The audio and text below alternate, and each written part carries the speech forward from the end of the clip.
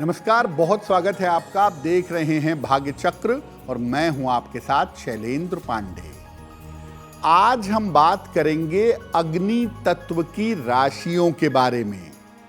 अग्नि तत्व की राशियां कौन सी हैं, इनकी विशेषता क्या है और ये अपने जीवन को बेहतर बनाने के लिए कौन से उपाय कर सकते हैं। देखिए, आज हम बात कर रहे हैं अग्नि तत्व की राशियों के बारे में। तो कौन सी राशियां अग्नि तत्व की राशियां हैं और इनकी विशेषता क्या है, पहले ये जानते हैं। देखिए, ज्योतिष में कुल 12 राशियां हैं, जिनमें 3 राशियां अग्नि तत्व की राशियां मानी जाती हैं। ये 3 राशियां हैं मेष, सिंह और धनु।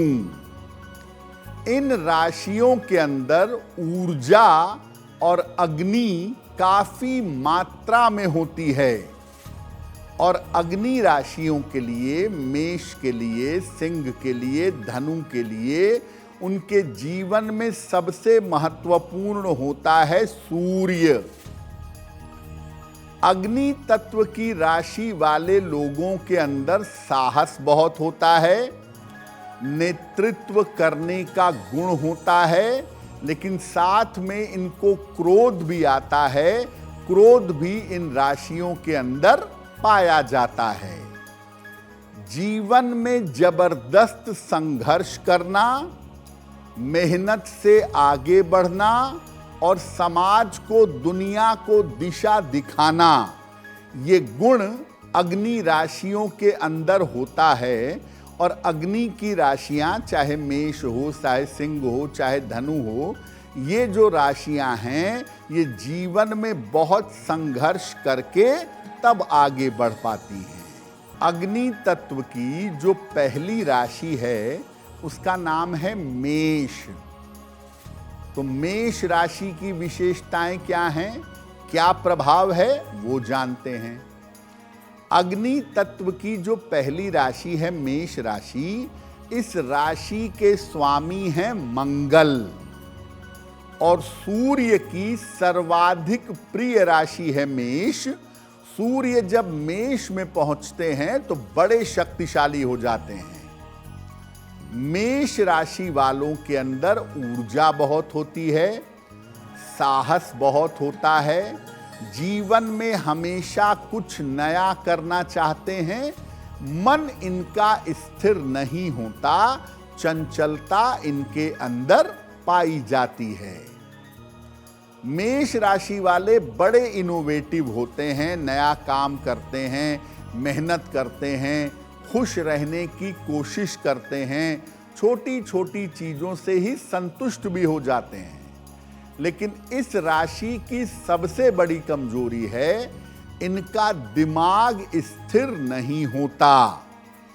एक समय में इनका दिमाग 50 जगह पर चलता रहता है। इसीलिए मेहनती होने के बावजूद ये कंसंट्रेट नहीं कर पाते और उतनी सफलता मिलने में मुश्किल आती है। इनको सलाह लेकर एक मोती पहनना चाहिए मन को स्थिर करने के लिए।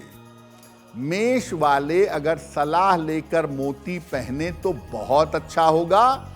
और सूर्य आपका सबसे अहम प्लेनेट है, इसीलिए सूर्य देव की उपासना नियमित रूप से अगर आप करेंगे तो आपके राशि को शक्ति मिलेगी, आप जीवन में ज्यादा सफल होंगे। अब हम जानते हैं अग्नि तत्व की दूसरी राशि के बारे में, और इस दूसरी राशि का नाम है सिंह, लियो। सिंह राशि के स्वामी स्वयं सूर्य हैं। अग्नि तत्व की प्रबल राशि जिसके स्वामी सूर्य हैं। इस राशि को अग्नि तत्व की प्रमुख राशि माना जाता है।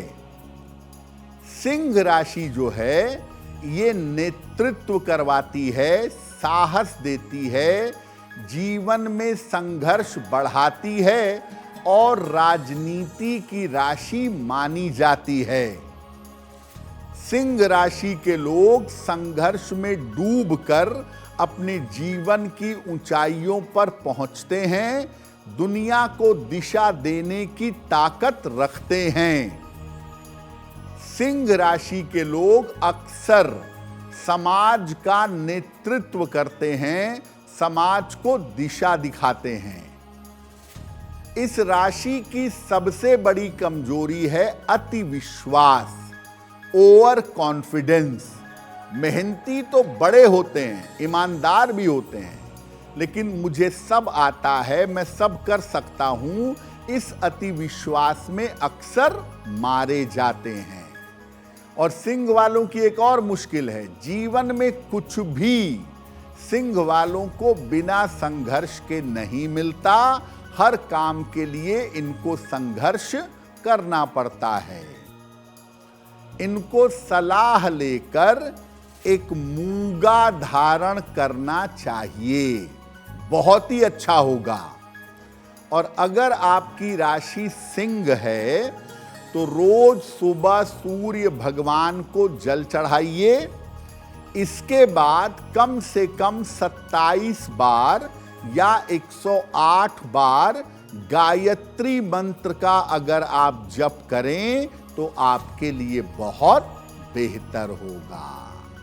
तो हमने आपको अग्नि तत्व की 2 राशियों के बारे में बताया, मेष राशि और सिंह राशि। अग्नि तत्व की जो तीसरी राशि है उसे कहते हैं धनु, सेजिटेरियस। क्या विशेषता है? अग्नि तत्व की जो राशि धनु है, इस राशि के स्वामी हैं बृहस्पति। और जब सूर्य का प्रभाव होता है इनके जीवन पर, जो कि होता ही है, तो सूर्य इनको भाग्यवान बनाता है। धनु राशि वालों के पास साहस बहुत होता है, ज्ञान बहुत होता है, कैलकुलेशन बहुत अच्छा करते हैं, गणना और नेतृत्व का गुण यानी लीडरशिप की क्वालिटी पाई जाती है। धनु राशि का जो प्रतीक है, जो सिंबल है, जो चित्र है, उसमें एक आदमी धनुष लेकर खड़ा है, यानी वो अटैक की मुद्रा में है। अब धनुष यानी वेपन कहां होता है? सेना के लोगों के पास, पुलिस के लोगों के पास। तो धनु राशि के लोग ज्यादातर सेना में, पुलिस में, फोर्स में, ऐसी जगहों पर देखे जाते हैं। और अगर इन क्षेत्रों में नहीं है तो धनु वाले बड़े अच्छे टीचर होते हैं और ज्ञान तो अदम्य होता है इनके अंदर, अपने विषय के मास्टर होते हैं। धनु वालों की सबसे बड़ी कमजोरी क्या है? इनकी वाणी पर नियंत्रण नहीं होता। अगर ये क्रोध में आ जाएंगे, अगर ये एग्रेसिव हो जाएंगे, तो किसको क्या बोल दें और किसको क्या कह दें वो समझना इम्पॉसिबल है। यानी ये कभी भी किसी को भी कुछ भी बोल सकते हैं। अगर क्रोध में आ गए तब इनकी वाणी पर नियंत्रण नहीं रहता। और इसी वजह से आप धनु वालों को देखेंगे कि ज्यादातर उनके पास मित्र, दोस्त, रिश्तेदार कम होते हैं, नहीं होते हैं। अगर आपकी राशि धनु है तो सलाह लेकर एक माणिक्य पहनिएगा, एक रूबी पहनिएगा, आपके लिए अच्छा होगा। और इस राशि के लोगों को भगवान सूर्य की पूजा जरूर करनी चाहिए, क्योंकि धनु वालों को अक्सर ऐसा लगता है कि भाग्य उनका साथ नहीं देता है। तो अगर आपको ऐसा लगता है तो रोज सुबह स्नान करके सूर्य भगवान को जल चढ़ा के प्रार्थना करिए, भाग्य का साथ आपको मिलना शुरू हो जाएगा। देखिए, आज हम बात कर रहे हैं अग्नि तत्व की राशियों के बारे में। मेष, सिंह और धनु, ये 3 राशियां अग्नि तत्व की हैं। इसमें सबसे ज्यादा जो कॉमन बात है वो ये है कि अग्नि तत्व की राशि वालों को संघर्ष बहुत करना पड़ता है और अगर कुंडली में सूर्य बिगड़ा हुआ है और मेष सिंह धनु राशि है तो आपका संघर्ष जीवन पर्यंत चलेगा, संघर्ष कभी समाप्त नहीं होगा। तो आपकी अग्नि तत्व की राशि अगर है तो देखिए, सूर्य वाले पक्ष को हमेशा बलवान रखिए। रोज सुबह स्नान करके सूर्य देव को जल चढ़ाइए और इसके बाद सूर्य देव के सामने खड़े होकर या बैठकर अगर एक बार हनुमान चालीसा का पाठ करिए तो विशेष कृपा मिलेगी, विशेष लाभ होगा और जीवन का संघर्ष कम होगा। मेष राशि वालों को अपना मन फोकस रखना है, सिंह राशि वालों को ओवर कॉन्फिडेंस से बचना है और धनु राशि वालों को अपनी वाणी का ध्यान रखना है। कार्यक्रम के अंत में हम आपको बताएंगे कि आज का दिन इतना महत्वपूर्ण क्यों है और आज कौन सा काम करें, कौन सा काम ना करें। अब वक्त हो गया है ऐसा क्यों का। ऐसा क्यों में हम आपके मन और जीवन से जुड़ी हुई तमाम समस्याओं का समाधान करने का प्रयास करते हैं।